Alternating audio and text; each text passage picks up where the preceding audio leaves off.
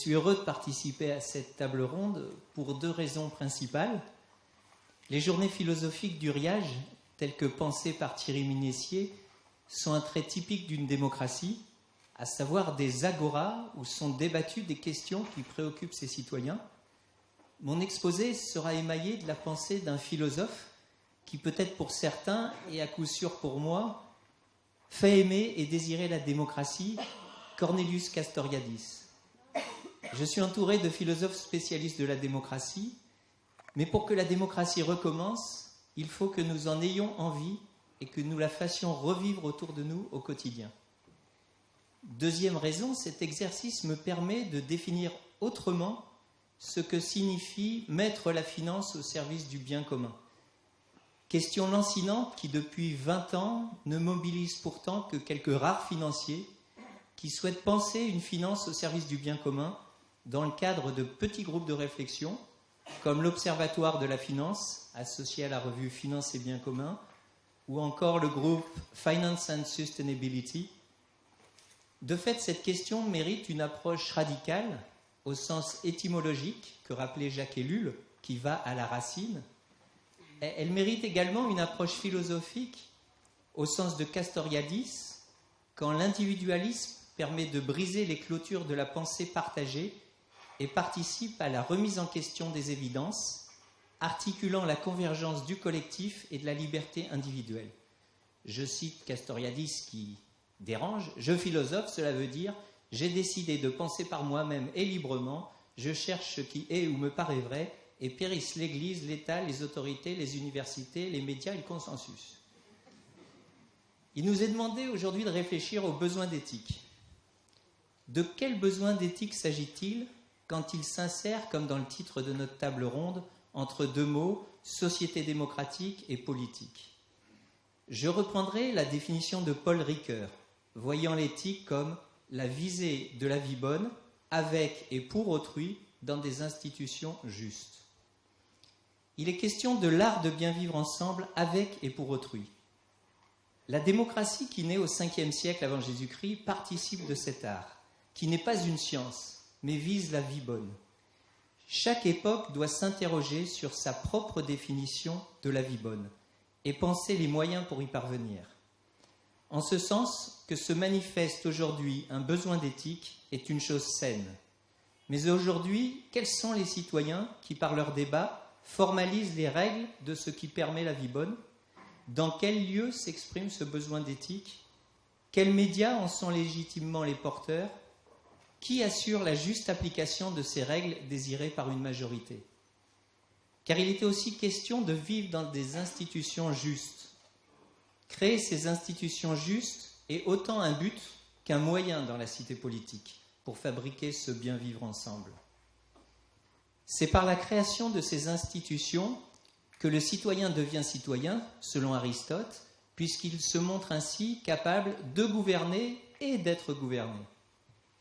Il y avait déjà chez Aristote une mise en garde quant à la possibilité de ne pas faire société. Je cite, « L'homme seul est une brute ou un dieu ». Or, notre société, basée sur les désirs, risque de détruire le collectif basé sur les besoins. L'homme moderne développe un imaginaire instituant, au sens de Castoriadis, où figure, dans les tout premiers rôles, un monde de machines à son service, bien loin de celui du citoyen grec de la démocratie naissante, dont l'imaginaire était peuplé des autres hommes, ceux qui le soutiennent et le combattent. Il est possible que l'homme aujourd'hui n'ait pas envie de faire société, que le besoin d'éthique ne soit somme toute qu'un sentiment de mal-vivre, très personnel, auquel l'État devrait remédier.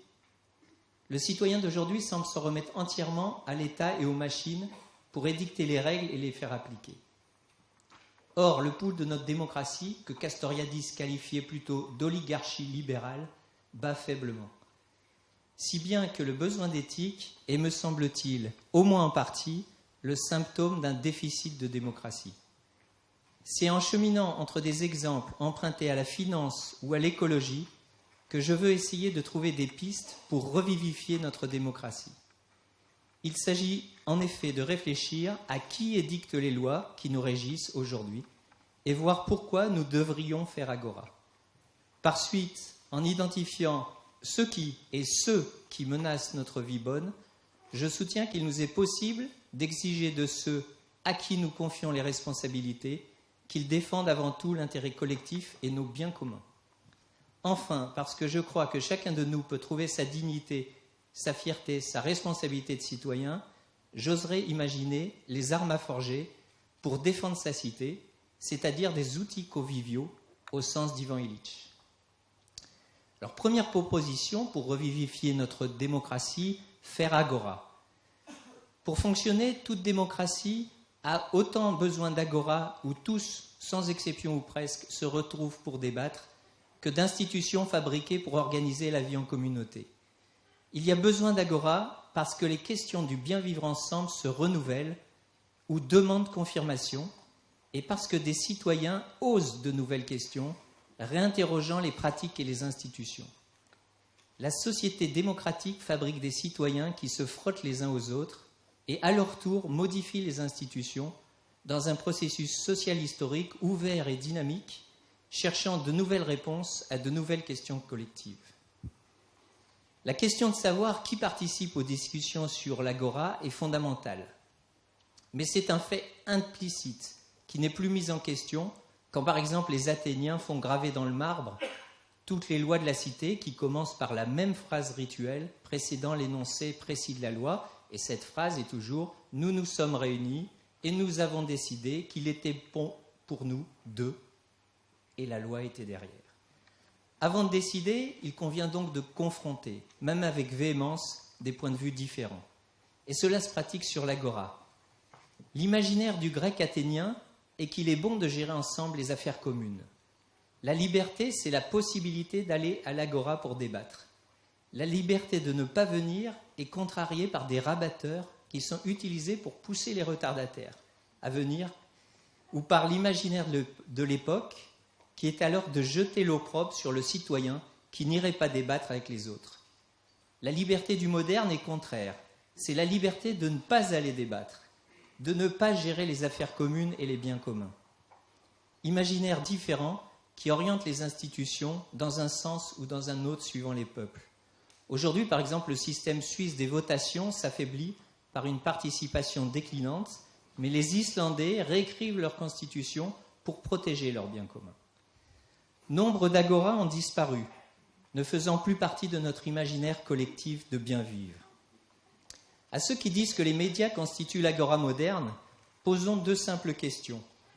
Ont-ils jamais pu apporter leur grain de sel dans un débat télévisé, en étant du côté de l'écran, où ils n'ont pu intervenir? Ont-ils pu bénéficier, sans parler même d'accéder à un temps de parole égal aux orateurs, de pouvoir exprimer des idées éventuellement absentes du débat? Les grandes agoras aujourd'hui fonctionnent mal. Pour exemple, à propos de la finance, le journal Le Monde est la propriété du banquier Mathieu Pigasse.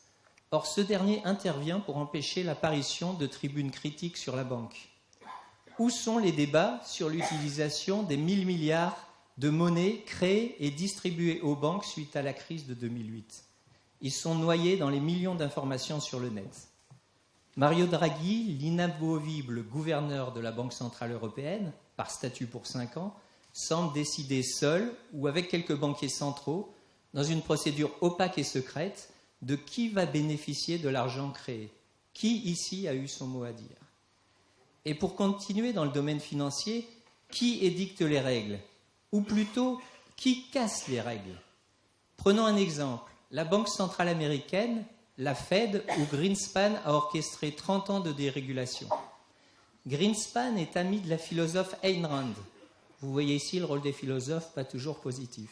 La plus extrême libérale des philosophes américaines qui affirme que la cupidité est un bien.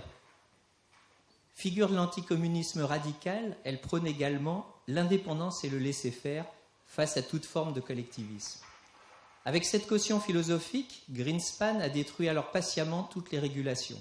Celle bancaire, qui avait assuré une stabilité des banques depuis 1929, celle sur les options et les crédits de default swap, qui empêchait notamment les financiers de jouer sur les prix des céréales.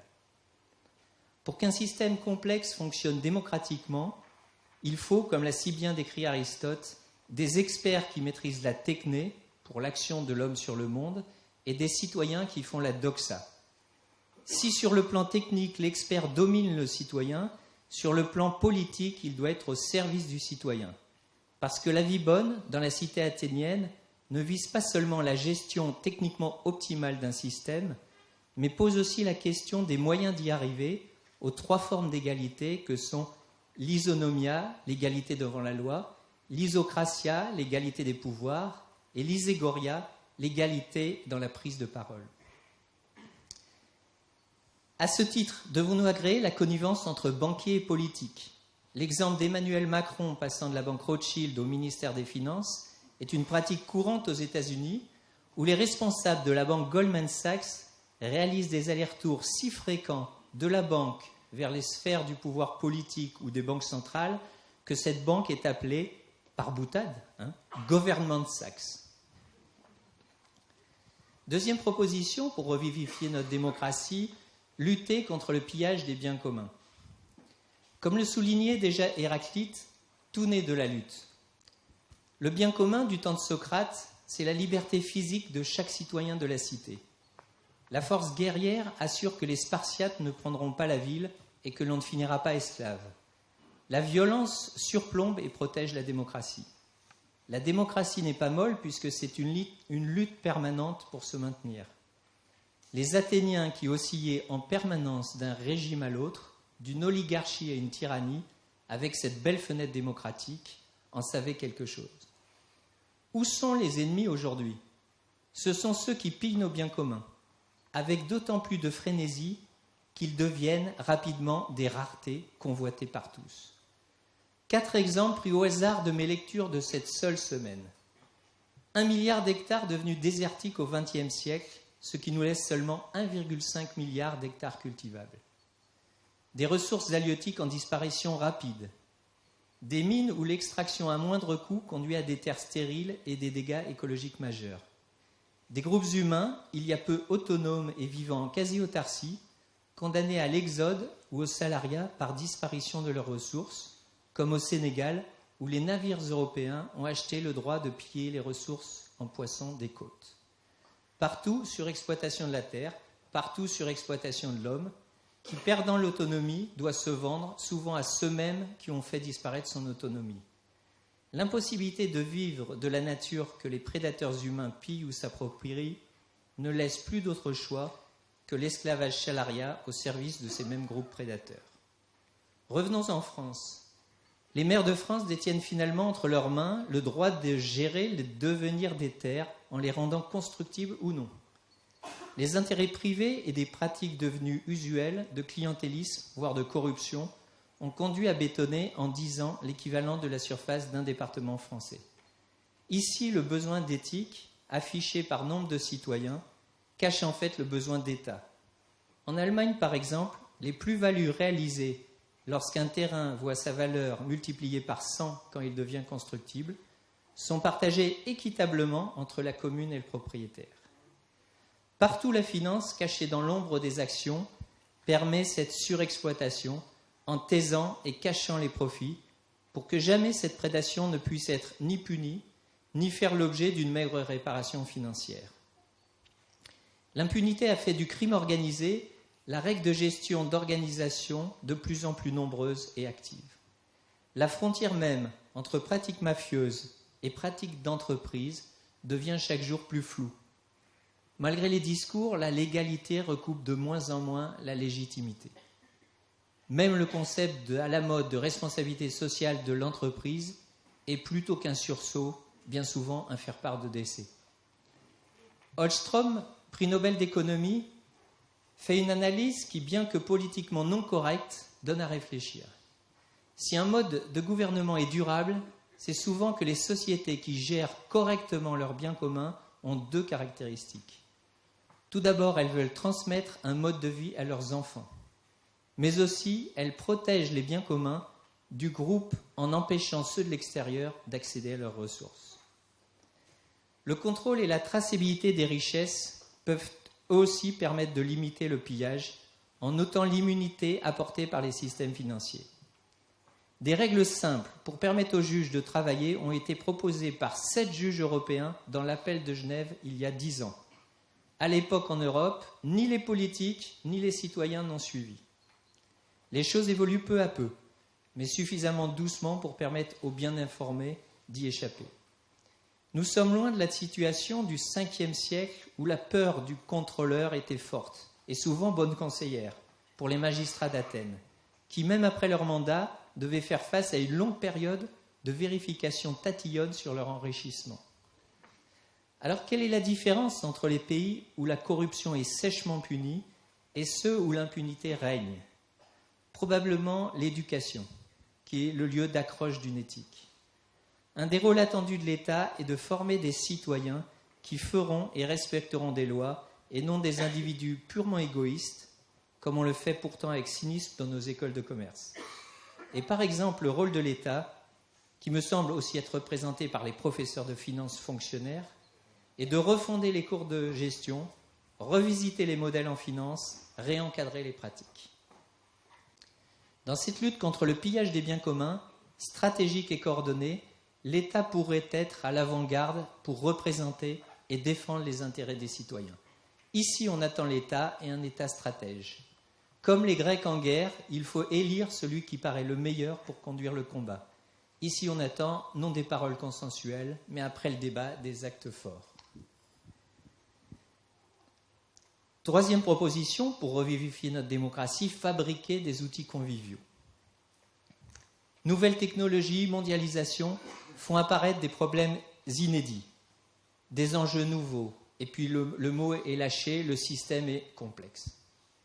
Ils font craindre, comme cela s'est souvent produit, que toute bonne idée ne tende à se pervertir dans un système qui se complexifie. 2 questions doivent être posées. Comment comprendre et comment contrôler ? Prenons l'exemple de cette nouvelle monnaie, le Bitcoin.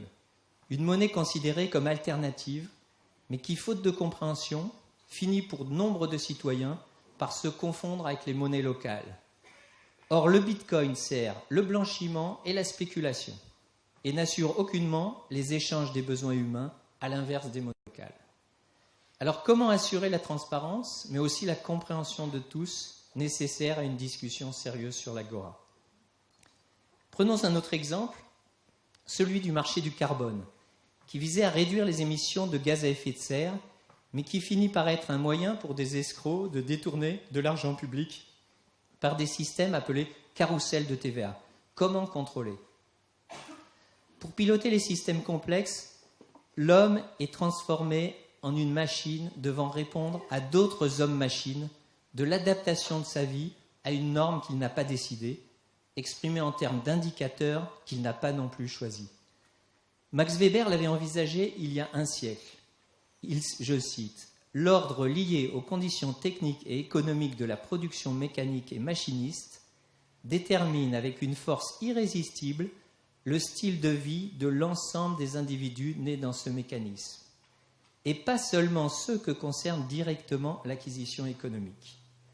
Peut-être le déterminera-t-il jusqu'à ce que la dernière tonne de carburant fossile ait achevé de se consumer. » L'idéologie de la maîtrise illimitée des risques se transforme en une maîtrise illimitée des hommes par les techniques. La notion d'autopropulsivité de la technique, décrite par Ellul, s'accompagne d'une perversion de la technologie. De fait, il semble dans bien des cas exister une double malédiction quand un système grossit et se complexifie. Première malédiction, à partir d'un certain seuil, c'est la malédiction des rendements décroissants. Lorsqu'un système est basé sur l'argent, à partir d'une taille critique, il faut de plus en plus d'argent pour progresser de moins en moins vers le but. Ainsi, les milliards d'euros ajoutés ces dernières années dans le système de soins bénéficient aux laboratoires et aux fabricants de technologies haut de gamme. Un tiers des médicaments vendus sont aujourd'hui considérés comme au mieux inutiles, au pire nuisibles à la santé. Les hôpitaux ont du mal, à partir d'une certaine taille, à lutter contre des maladies que provoque l'hospitalisation elle-même. Il devient de plus en plus difficile d'empêcher que le système ne soit perverti par certains maillons du système complexe qui visent d'autres buts et parfois même un but contraire à celui du système. Comment ne pas penser ici aux 600 000 milliards de paris financiers qui déstabilisent l'économie, alors qu'ils avaient été créés non pour la spéculation, mais pour la couverture des risques. Or, ces produits financiers, pensés, je le répète, pour la couverture des risques, sont maintenant utilisés à plus de 90% pour la spéculation, sans que nul économiste dit sérieux n'envisage sérieusement de les interdire. Aujourd'hui, notre propre travail en vient à n'être plus lisible. Nous ne savons plus quel monde nous construisons par notre travail, où nous ne sommes plus qu'un sous-maillon d'une chaîne infinie hyper complexe. Hannah Arendt a bien documenté, dans les origines du totalitarisme, la perte de responsabilité liée à cette fragmentation des tâches. De plus, dans la complexité se développe la corruption et l'inefficacité, et disparaît souvent le but collectif de bien construire la cité. Créer le monde convivial autour de nous, une communauté visant le bien vivre ensemble et mettant en place les outils adaptés pour ce faire, ce serait ne développer que les outils conviviaux au sens d'Ivan Illich, à savoir des outils qui doivent rendre les communautés plus autonomes et non plus dépendantes des outils. Suivant ce principe, il conviendrait de refuser les outils comme les paris financiers, le bitcoin, la création monétaire de la Banque centrale européenne aujourd'hui ou le marché du carbone.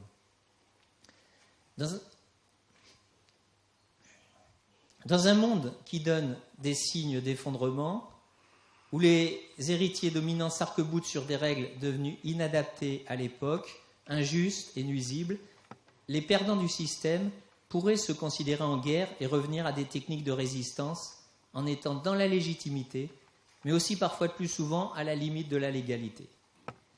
Certains se focalisent déjà sur les projets locaux, faciles à bouturer partout dans le monde et économes en énergie. Alors je cite en vrac l'agroécologie, le crowdfunding, les associations de maintien de l'agriculture paysanne, les échanges de semences, le covoiturage, les systèmes d'échange locaux, les cafés de réparation, les monnaies locales. Pour conclure, comment aller vers un nouvel imaginaire qui serait un vieil imaginaire, le désir de faire société?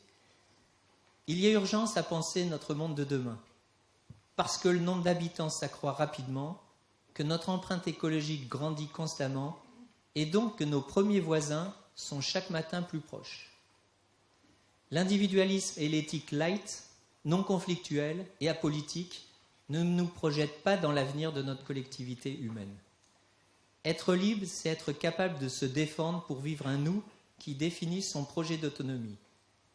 Être libre, ce n'est pas avoir le droit de ne pas s'occuper des biens communs et de les laisser piller. Être libre, c'est aussi se permettre de croire qu'un autre imaginaire instituera un autre monde.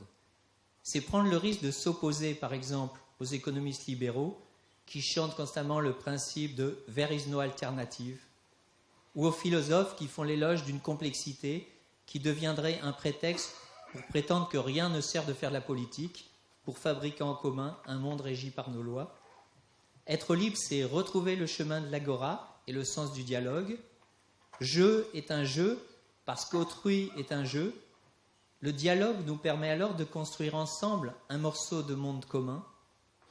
Être libre, c'est aussi s'autoriser à casser les médias et les technologies quand elles nous isolent, faire des lois pour neutraliser ceux qui pillent nos biens communs, mais aussi vivre dès aujourd'hui la vie bonne et la savourer, et encore et toujours vouloir la préserver grâce aux outils conviviaux. Et pour revenir à la finance, le débat démocratique sur l'outil finance revient aujourd'hui, selon moi, à rêver de nouvelles significations et à travailler à sa transformation en outil convivial qui permettrait, comme le propose Ricoeur, la visée de la vie bonne avec et pour autrui dans des institutions justes. Quel moteur est assez puissant pour changer nos imaginaires qui fabriqueront nos institutions? Ce n'est peut-être pas celui sur lequel on compte d'abord, la rationalité des hommes. Il faut probablement compter aussi, encore et toujours, sur le moteur le plus puissant en l'homme, le désir. Le désir poussé alors par l'instinct de survie collective, d'abord peut-être le désir des plus visionnaires, relayé auprès du grand nombre par le désir mimétique décrit par René Girard. Ce désir mimétique, qui a tant servi jusqu'à aujourd'hui l'essor de l'individualisme, pourrait alors aussi, par une pirouette historique, servir l'intérêt collectif comme elle a su le faire avec les foules qui ont suivi Gandhi ou Luther King. C'est cela aussi le souffle d'une démocratie propre à regonfler les voiles de la politique dans notre monde dont les enjeux nouveaux demandent de penser autrement. Recréer des agoras, lutter contre le pillage des biens communs et fabriquer des outils simples et conviviaux pour les utiliser, voici bien un programme à même de revivifier notre démocratie et de répondre à notre besoin d'éthique.